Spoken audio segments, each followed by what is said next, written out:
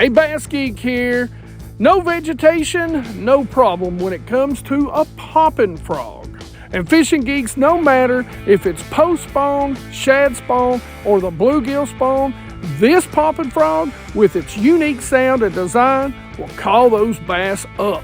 Now, let me show you how to fish it, where to fish it, and what to fish it on so you can catch more fish. I don't get to throw a frog very often. There's just not a lot of vegetation, if any vegetation, in the lakes that I fish. And a frog really shines over grass, matted grass, some sort of vegetation in the water. And we just don't have that here because, even as you can see, the lake's still 5 foot down and we're pretty much in May right now. They'll go ahead and raise this. It's a winter pool sort of thing, so it fluctuates on purpose. But all that being said, there's only a few times that I get to throw a frog. And these patterns are pre-spawn, spawn, post-spawn, and then when we get into the bait fish spawns. And that window is pretty much what we look for. Now there's another little bite during the summer if you like to get up some of the rivers and fish around wood. But that's the key cover that we're going to focus on a lot of the time. Now, if the bass have spawned and there's a lot of fry garters, a poppet frog can be an incredible bait to get in tight to the bank and cover a lot of water where those fry are going to be at. So in the same areas that those bass are just outside of pulled away, that those bass have spawned. A popping frog, because you can walk it, because you can pop it, is a great little bait because you can keep it in one spot or you can move it a little quicker. And that's the times of years, if you're fishing the types of lakes that I'm fishing, these real highlands reservoirs that don't have vegetation or very little vegetation, to me, that a frog really shines. Those trash pockets, laydowns, that sort of stuff, especially when the spawns are going on or just barely over. Now, let me show you about the frog that we've been using over the past few days. And the popping frog that I really love is this from the Frog Factory. This is the boombox frog. Now, this is a nice little compact, very tight, very slim little frog. It's got a great little unique blooping action, and it's super easy to walk. Got a little flashaboo in the legs, and it's got some really good sharp hooks. Now, something that I find very interesting, and this is incredible, I love this, especially in the clear water that I fish, especially when I'm fishing it mostly around laydowns or around bass that's garden fry. And that, you can see it's got the two eyes on top, but it's got a target on the bottom. Check that out. They put a little eye on the bottom of the bait, which actually mimics a dying bait fish. And probably most important to a lot of you geeks out there that fish the frog a lot, this is an incredibly durable frog, but it is still super soft. So you're gonna get good hookups and you're not gonna lose a bunch of bass. So this frog is a 1/2 ounce, so you're gonna be able to throw it on pretty much any gear, and it is 2.25 inches. So like I said, very compact. Of course, that's not counting the legs. Now, I've got 3 colors. I keep my frog fishing pretty simple.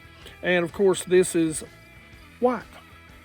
And of course, we've got to have black.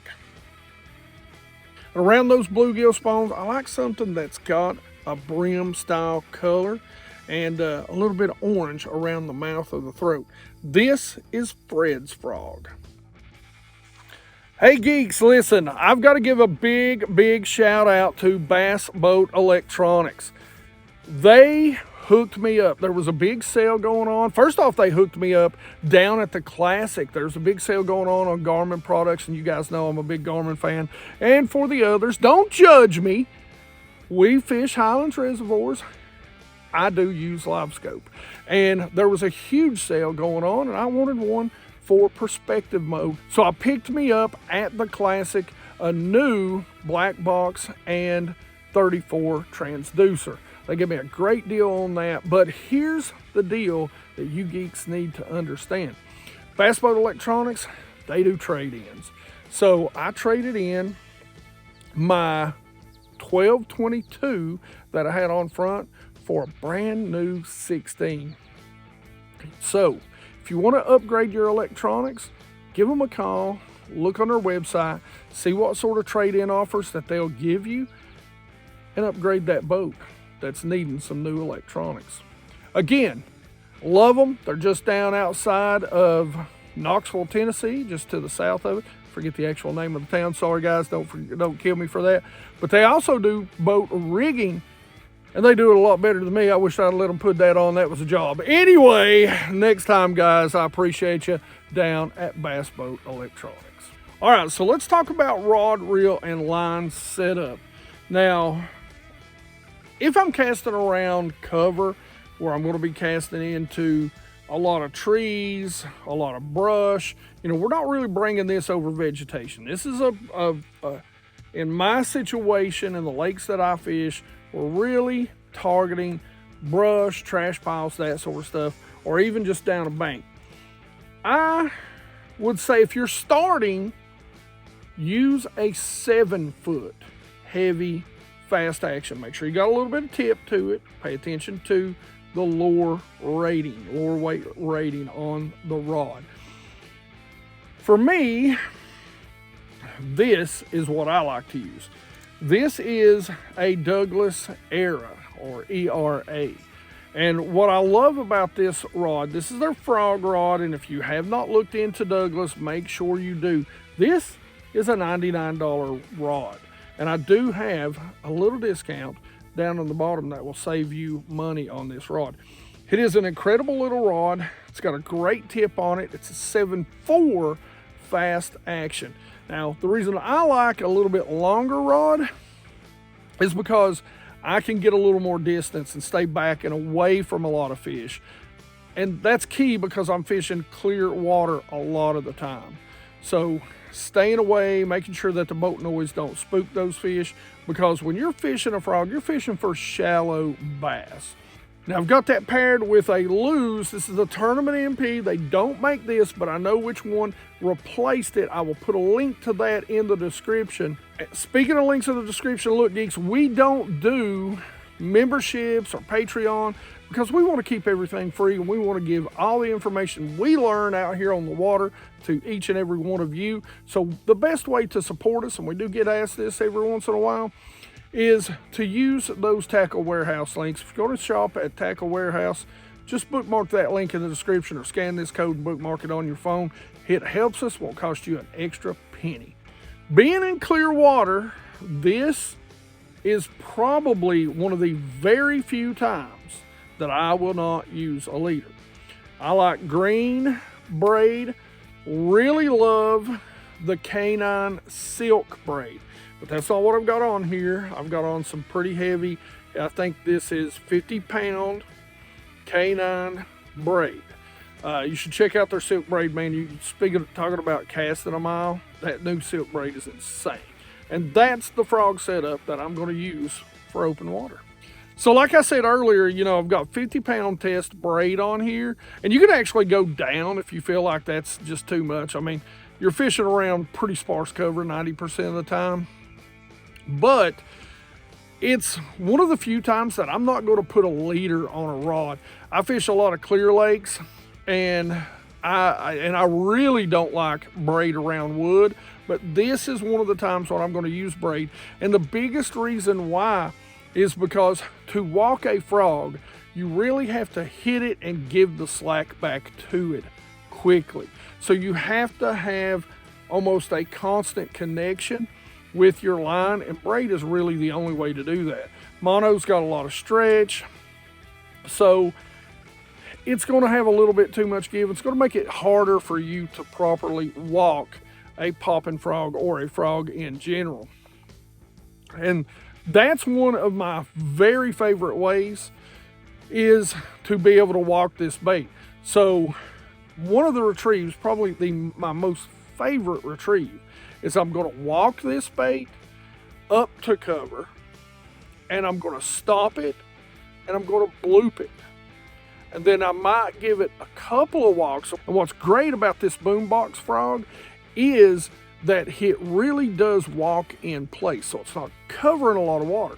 So you can walk it up to the cover, say a stick up, a limb, or an opening in a laydown, let it set, bloop it once or twice, and then just give it a couple of walks. It's still going to stay in that area very nicely, and you can bloop it again.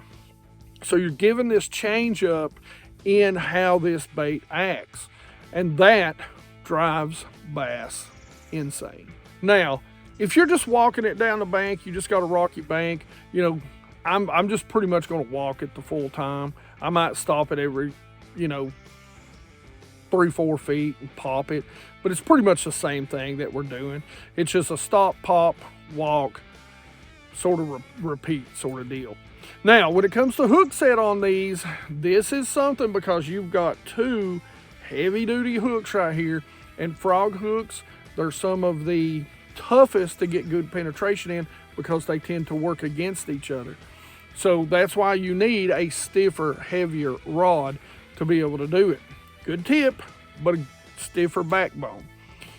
And so when it comes to walking a frog, generally, and I just missed one a few minutes ago, is what you want to do. And I don't like the whole count to 3 or all that, but just make sure that you give the fish a second to turn down with the bait.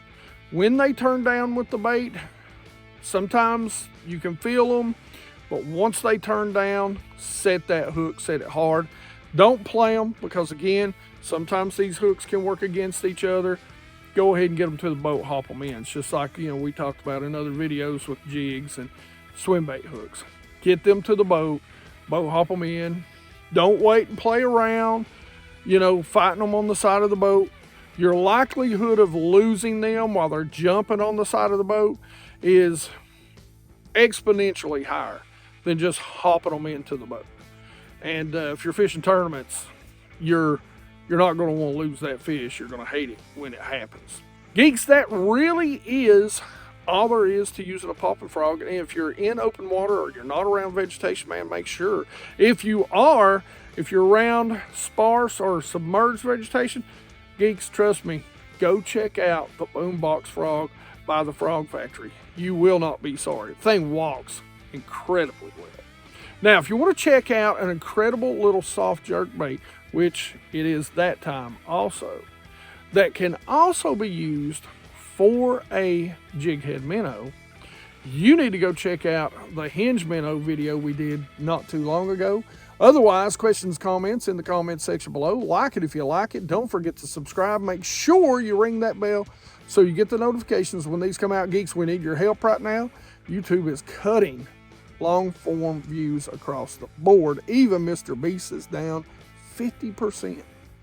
So help us out, and you geeks rock.